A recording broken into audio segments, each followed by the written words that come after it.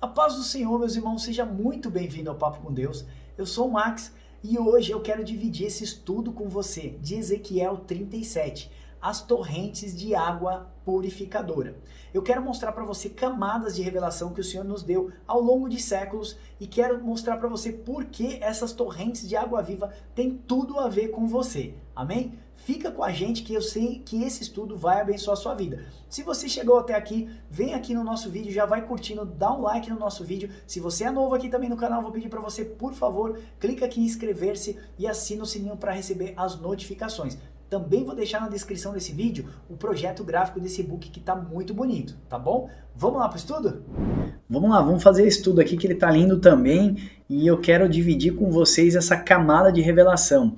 A gente acredita que Deus ele se revela à humanidade, a revelação de Deus ela é progressiva, então ele se revela por camada e por profundidade, né? Por exemplo, lá no livro de Enoque diz que nos últimos dias o Senhor derramaria 7 vezes mais do conhecimento sobre a Terra. Nós vemos aí a multiplicação da ciência de uma forma como nunca visto antes. A palavra de Deus também diz lá que as escrituras dizem que nos últimos dias a ciência se multiplicaria. Então os filhos de Deus também terão o seu conhecimento amplificado. E é por isso que a gente acredita que o Senhor se revela assim, ó, por camadas, tá vendo? Camada 1, camada 2, camada 3. Eu coloquei essas camadas aqui exatamente para ilustrar isso, que o Senhor vem revelar as suas coisas por camadas, porque o homem não tem condição de receber toda a revelação de Deus de uma única forma, certo?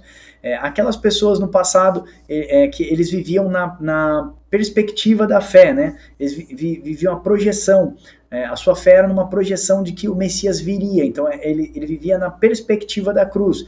Nós que vivemos agora no futuro, nós vivemos na retrospectiva da cruz, daquilo que já passou. Então para a gente é fácil hoje em dia dizer que aquelas pessoas eram muito, vamos dizer assim, estranhos às promessas de Deus, eles eram arrogantes, eles não entendiam as coisas do Senhor, porque eles tinham um véu, eles não conseguiam enxergar com a realidade das coisas, mas hoje a camada de revelação que a gente tem é superior a deles. Então eles precisaram errar para que hoje nós tivéssemos uma camada de revelação superior, tá bom?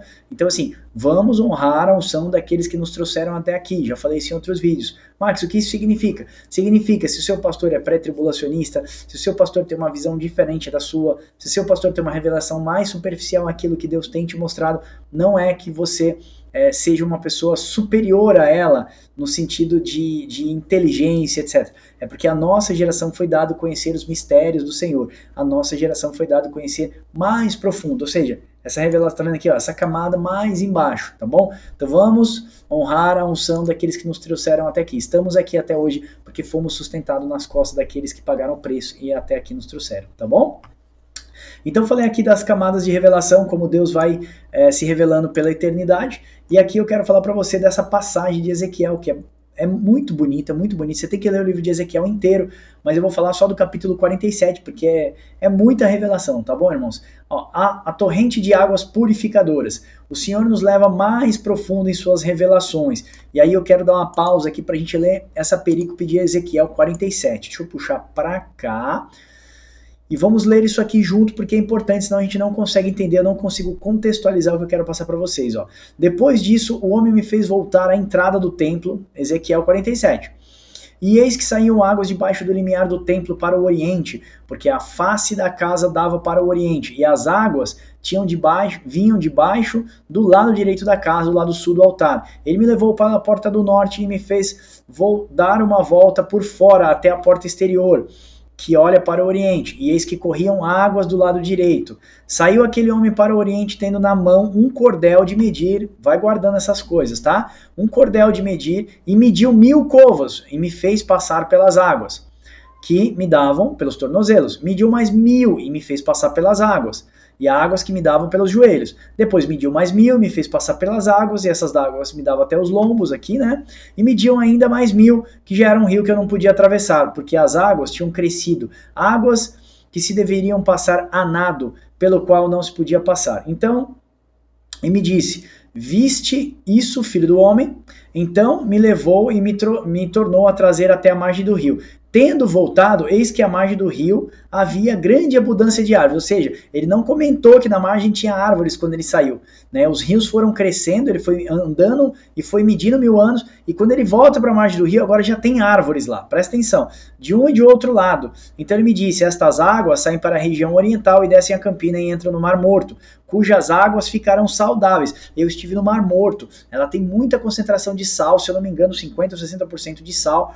E aí o que acontece? Você solta o seu corpo não afunda, o seu corpo flutua. Você tenta baixar para baixo, assim, a pessoa mais pesada que tem, o mar empurra ela para cima. Ou seja, não vive nada lá, peixe nenhum vive, pela concentração do sódio, né? E o sal que está lá é muito pesado, o peixe não consegue sobreviver lá. E aqui tem uma profecia que o Mar Morto se tornaria a vida novamente. Os judeus esperam essa profecia até hoje. E lá tem uns subterrâneos, umas águas subterrâneas chamadas boleanos. E esses boleners, eles começam a explodir e ali tem água doce. E o Mar Morto, aos poucos, está se tornando um mar doce, tá bom? Mas eu quero ir mais profundo em você, que a revelação aqui não é só essa.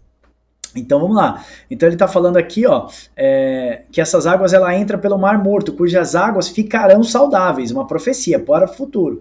Toda criatura vivente que vive em chamas viverá por quer que esse rio passe, ou seja, onde esse rio passar ele vai causar vida, e haverá muitíssimo peixe, e onde chegarem as águas tornarão saudáveis o mar, e tudo viverá por onde quer que ela passe, ou seja, vai ter muito peixe, ele está querendo dizer, tá bom? Junto a ele se encherão os pescadores de En-Gedi até Englaim. Eu procurei isso aqui no Google Maps e eu encontrei uma margem até outra margem de uma parte ali, da parte ocidental. Então, o que me parece que aqui ele está querendo fazer referência de uma ponta até outra ponta. Pode ser que seja outra coisa. Se você tiver uma tradução melhor do que a minha, coloca aqui nos comentários e a gente vai debater um pouquinho isso aí, tá? En-Gedi e Englaim, tá bom? E haverá um lugar para se estenderem as redes, o seu peixe, segundo as suas espécies, será como o peixe do mar grande, em multidão excessiva. Ainda compara peixe com multidão. Você vai ver a revelação que tem aqui. Mas os seus charcos, os seus pântanos, não serão saudáveis. Charcos e pântanos é sinônimo de pecado, tá bom, irmãos? Não serão saudáveis, ou seja, aqueles rios que estiverem em pecado não serão saudáveis. Nascerá toda sorte de árvore que dá fruto para se comer e não fenecerá a sua folha, ou seja, a sua folha não vai morrer, tá? E nem faltará o seu fruto nos seus meses, produzirá os seus frutos, porque as suas águas saem do santuário. Da onde está saindo essa água? Do santuário, tá bom? E o seu fruto servirá de alimento.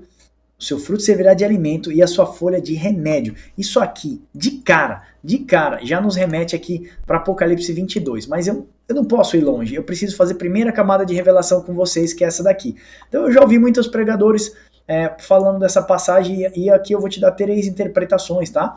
Da primeira camada, que quando você conhece a Cristo, né, você vai abandonando os seus maus caminhos, você vai abandonando as coisas erradas que você faz e você vai mergulhando nessa água do Espírito Santo, que a água simboliza o Espírito Santo, é a sua caminhada com Deus, e aí você começa a ser mais profundo, você começa a se abster do pecado, se santificar. Tá errado isso? Não, essa interpretação não está errada, mas é uma interpretação bem mais rasa, porque o profeta Ezequiel está falando de coisas muito mais profundas, tá?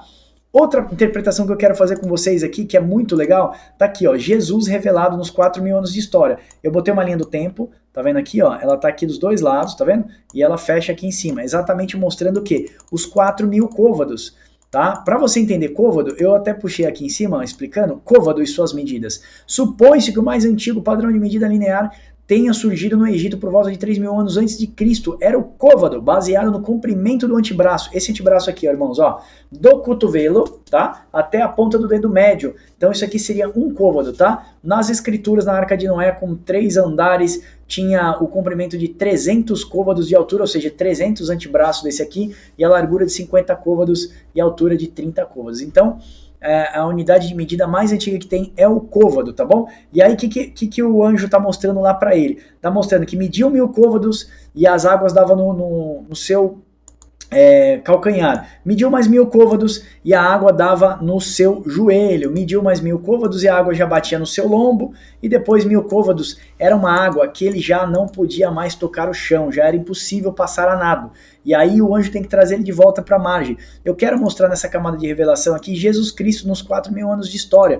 Nós vamos fazer um estudo sobre os dias da criação, né? Deus fala que eu sou o Deus que anuncia o fim desde o princípio. Nos 7 dias da criação, o Senhor anuncia os 7.000 anos sobre a face da terra. Você vai perceber lá no quarto dia da criação que Deus cria os luminares, né? Ele cria o sol e a lua para separar noites, né, e dias, né, luz e trevas. E aí João fala que Jesus é o sol da justiça. Tá? Então Jesus veio no 4º dia da criação, no 4.000 anos. E aí olha como é que Deus se revelou à humanidade. Nos primeiros 1000 anos ali com Noé e etc, o dilúvio, aí você vai perceber no 2º milênio, 3º milênio ali com os profetas, né?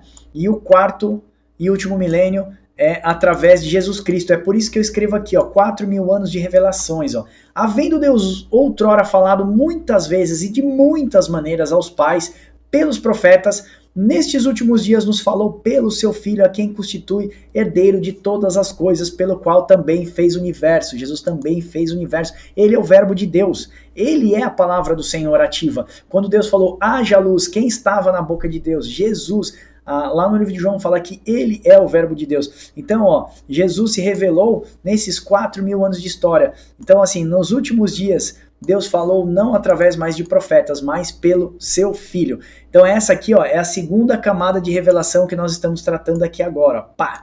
E agora eu quero te dar a terceira camada de revelação, que é profunda. Esse livro de Ezequiel, lá no capítulo 40, mais precisamente, ele vai tratar exatamente do pecado do povo, vai denunciar o pecado do povo, vai falar quem ficará de dentro deste santuário e quem ficará de fora desse santuário.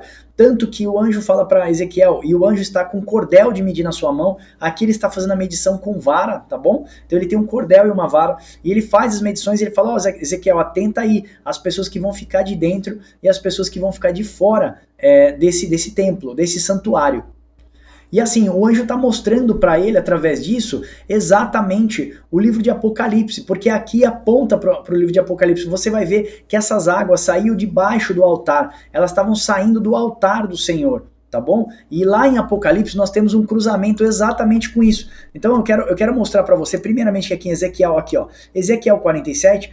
tem a profecia do Mar Morto reviver. Mar, a gente sabe na Bíblia que significa povos, línguas e nações. Existe uma profecia que o Senhor vai cumprir, que vai ser o maior avivamento que vai vir sobre a terra, que é na grande tribulação, que o Senhor vai usar judeus e gentios para tocar trombetas, anunciar a volta do Senhor Jesus Cristo. E essa profecia de Ezequiel vai se cumprir lá, porque a profecia é que o Mar Morto ele vai reviver novamente. Lembra que eu falei lá na parte literal que eu estive em Israel, e os boleanos, o rio de água viva está saindo debaixo da terra, né? Um rio de água doce, e já está mudando a qualidade, né? E o sódio da água do Mar Morto, e isso vai acontecer nas últimas horas, né? Sobre a face da terra na grande tribulação. Então o que acontece? Ó, multidão de povos, línguas e nações tornarem a vida com o pregar da palavra de Deus, e dará muito peixe, símbolo do homem. Eu li para vocês lá que fala assim que os enxames de peixe, todos os peixes que estão lá vão reviver novamente, e os pescadores vão estender a sua rede novamente. Quem são os pescadores? Somos nós.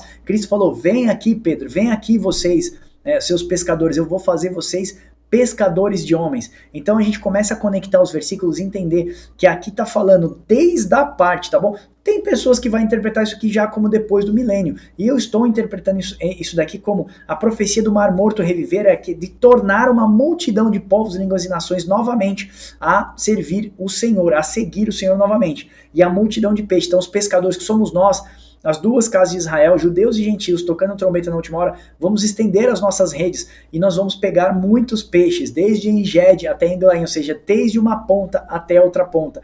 Por isso que você vai perceber lá no livro de Apocalipse os 4 anjos do Senhor selando o povo santo, ok? E aí eu quero contextualizar esse rio de água viva que eu acabei de falar com vocês aqui ó, em Apocalipse 22. Então eu vou clicar aqui, Apocalipse 22, pá. Vamos lá. Então me mostrou o rio de água viva, brilhante como cristal, que sai do trono de Deus. Tá vendo? As águas saíam lá debaixo do altar do Senhor. E aqui está mostrando que os rios de água-vida estão saindo do trono de Deus e do Cordeiro. No meio da sua praça, de uma outra margem do rio, está a árvore da vida, que produz 12 frutos, dando seu fruto de mês em mês, e as folhas da árvore são de cura para os povos. Nunca mais haverá qualquer maldição. Nela estará o trono de Deus e do Cordeiro, e seus servos servirão, contemplarão a sua face, e no seu fronte está o nome dele. Então jamais haverá noite, nem precisará de luz, né, de candeia, nem da luz do sol, porque o Senhor brilhará. E aqui está mostrando pra gente exatamente isso, irmãos, que lá está falando que quando eu cheguei na margem do rio, eu vi as árvores, e tinha muitas árvores, e as árvores dão seus frutos. Aqui em Apocalipse eu acabei de mostrar para você que as árvores estão dando fruto de mês em mês, ok? 12 frutos, 12 estações, contagem de tempo.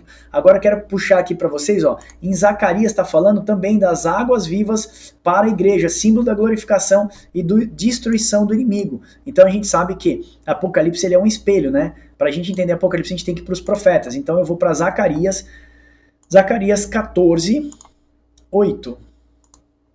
Tá aqui, ó. Naquele dia também sucederá que correrão de Jerusalém águas vivas, tá bom? Metade delas para o mar oriental e a outra metade até o mar ocidental. No verão e no inverno sucederá isso. Então, tô vendo aqui exatamente os rios que naquele dia, uma profecia de Zacarias que naquele dia vai correr rios de água viva para todos os lados. Joel 3, 18. O Senhor destruirá Edom e espiará o sangue inocente. Olha só que legal. Quem me deu esse versículo foi o Elber. Muito bem. Vamos lá, Elber. Você que me abençoou. A restauração de Israel. Está falando essa passagem de Joel. E há de ser que naquele dia, ou seja, uma profecia futura, um contexto profético.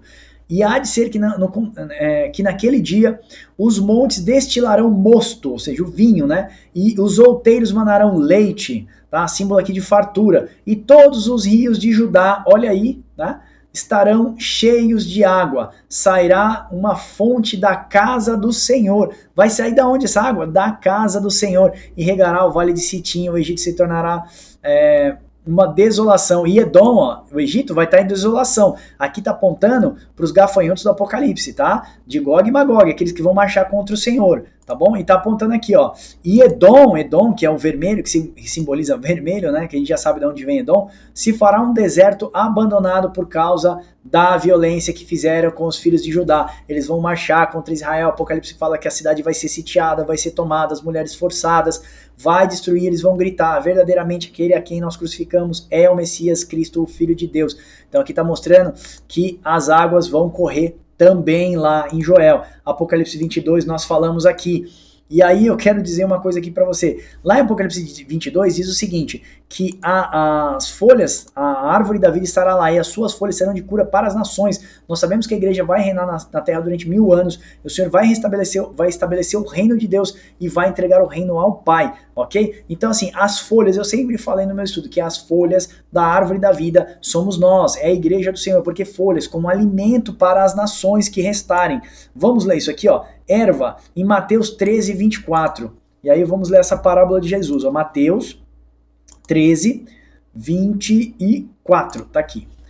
Outra parábola lhe propôs Jesus dizendo, o reino dos céus é semelhante ao homem que semeou boa semente no campo, que é a terra, o campo, tá? Mas enquanto os homens dormiam, veio o inimigo dele e semeou no meio do joio, o joio no meio do trigo e retirou-se. E quando a erva cresceu, essa erva produziu o quê? Ela produziu fruto. E apareceu também o joio. Então a erva que cresce e produz fruto, ela é o trigo, ela não é o joio, tá? Então o que a gente percebe aqui que essa erva é o trigo. Lembra da parábola do joio e do trigo? Nós seremos colhidos na última hora. O Senhor vai colher, vai arrancar o joio do meio do trigo para poder colher o seu trigo, tá bom? Você quer ver uma outra passagem? 1 de Pedro 1:24. Aliás, essa aqui mata a pau. Isso aqui mata a pau mesmo. 1 de Pedro 1:24. 1:24. Olha só. Pois toda a carne é como erva. Pronto. Então, todo ser humano é como erva. E toda a sua glória, como a flor da erva que seca e a erva que cai é a sua flor. Então, assim, a gente está entendendo aqui no livro de Pedro, explicando que toda a carne, todo ser humano é como a erva. Jesus também cita o homem como erva quando cresce, ok? Então, assim, lá nós podemos ver em Apocalipse, 9, 4, 12 frutos durante 12 meses, que dá 144. E aí eu faço alusão aqui aos 144 mil, que é a plenitude do povo de Deus, tá? Aliás, eu falei Apocalipse 9, não é não. Apocalipse 9 tá falando de erva ainda. Apocalipse 22, tá bom? Então assim, dá 12 frutos no ano, durante 12 meses. 12 vezes 12, nós já temos 144, que é a plenitude do povo de Deus. 12 tribos, 12 apóstolos. A gente vê a Nova Jerusalém que desce do céu, ela tem o fundamento dos apóstolos. Ok? Tem um fundamento dos apóstolos, ela tem 12 portas, são as 12 tribos de Israel. 12 vezes 12, 144, tá bom? 12 mais 12, 24 anciãos. Então a gente já vai começar a conectar alguns pontos aí. O que eu queria mostrar para vocês é exatamente isso daqui, irmãos. Ó, são 7.000 anos, são 7 camadas de revelação, por isso a gente tem que ter humildade, porque aquilo que Deus tem nos entregue nessa última hora é conhecer os mistérios do Senhor. O Senhor está levantando os seus, levantando aquelas pessoas humildes, sem expressão, para mostrar as suas verdades e revelar aos seus santos nessa última hora. Conheceremos o Senhor como Ele é e o veremos face a face, teremos a mente de Cristo e corpos glorificados, seremos reis de um reino de sacerdotes, o desejo do Pai se cumprindo. O fim de 7.000 anos de história, de amor em que o Senhor, com muita paciência e dedicação, moldou o homem para, enfim, ter uma comunhão saudável e plena do homem, ok? Aí eu coloquei aqui para você ver aqui, ó. Quem crer em mim, como diz as Escrituras, do seu interior fluirão rios de água viva. Do seu interior fluirão rios de água viva. Nesse estudo de Ezequiel nós estamos mostrando para vocês essas medições, estamos mostrando a camada de revelação, mas eu gostaria que você lesse o livro de Ezequiel inteiro, capítulo 40, 41, 42, 43, 44. Me parece que o assunto do capítulo 40 até o 48 ele distingue as mesmas coisas, exatamente as mesmas coisas. Lá nós vemos que o anjo coloca ele num alto monte e ele vê no alto monte uma cidade, um templo, né? A casa do Senhor. Lá no capítulo 44 ainda, ele diz exatamente assim, ó: disse-me o Senhor, filho do homem, nota bem e vê com seus próprios olhos e ouve com seus próprios ouvidos tudo quanto eu te disser de todas as determinações a respeito da casa do Senhor. Aonde que é a casa de Deus? Deus não habita em templos feitos por mãos humanas. A casa do Senhor, aquele ao qual o anjo colocou Ezequiel sentado no alto cume lá e mostrou aquela casa para ele, é a mesma que o anjo lá em Apocalipse 22 pega João, fala assim: você quer ver a noiva do Cordeiro? Ele fala: eu quero ver a noiva do Cordeiro. Ele me coloca sentado no alto cume e eu vi a nova Jerusalém que descia do céu toda adornada. Aquela é a habitação de Deus para a eternidade, aquela é a casa do Senhor. O Senhor está erigindo de nós uma morada para si pela eternidade. Efésios 2:22. Eu falo basicamente isso em todos os meus estudos. Então eu gostaria que você meditasse nisso. Nessa parte de Ezequiel está mostrando as medições, aqueles que vão ficar dentro do santuário, os que vão ficar fora do santuário. Eu espero de verdade que você possa estar dentro do santuário do Senhor, que você possa ser a habitação do Senhor e que do seu ventre, a partir de hoje, continue correndo rios de água viva do seu ventre para a eternidade, para que nós possamos ser bênção, cura para os povos, que nós possamos estender as nossas redes também e pescar muitos peixes para o Senhor nessa última hora, para abençoar a morada de Deus, que é o templo do Senhor, a nova Jerusalém que desce do céu. Amém? Eu espero que esse vídeo tenha te abençoado verdadeiramente. Se você quiser comentar esse assunto comigo, vamos aquecer esse debate. Vem aqui abaixo, comenta o que você achou da perícope de Ezequiel. Se você puder ler o livro de Ezequiel, vamos bater um pouco mais papo sobre isso. Vamos discutir essa passagem que eu acabei de falar agora de Ezequiel 44, a casa do Senhor, né, o templo do Senhor. Vamos entender mais essas medidas juntos. Eu estou aqui disponível. A minha revelação não é a única revelação, obviamente. Eu estou aqui para tentar aprender mais com vocês e para poder abençoar a vida de vocês, amém? Se você chegou até aqui, também quero te pedir, por favor, se você não é inscrito no nosso canal, curte aí nossos vídeos também, se inscreve no nosso canal, assina o sininho para receber as notificações e aqui na descrição do vídeo eu vou deixar o e-book desse projeto para você poder estudar mais em casa. Também na descrição do vídeo estão todos os nossos cursos e estudos para você participar e poder ser abençoado mais ainda do que você já é. Amém? Deus abençoe você e até o próximo Papo com Deus.